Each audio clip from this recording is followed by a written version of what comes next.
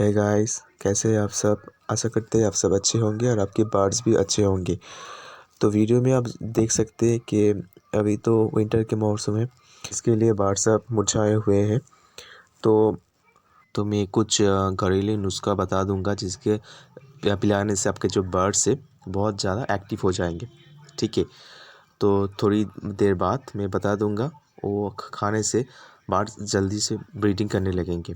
आप देख सकते हैं कि मैं हफ्ते में 3 दिन वो घरेलू नुस्खा पिलाता हूँ बर्ड्स को, तो वो बहुत अच्छे से ब्रीडिंग करते हैं। आप देख सकते हैं।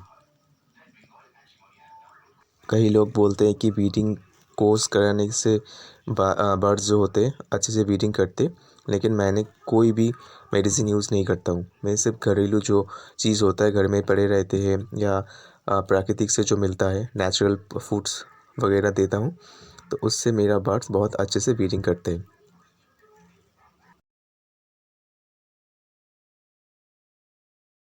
अगर वीडियो आपको अच्छा लगा तो चैनल को सब्सक्राइब कीजिएगा और बेल आइकन को प्रेस कर दीजिएगा। मिलते हैं अगली वीडियो पे।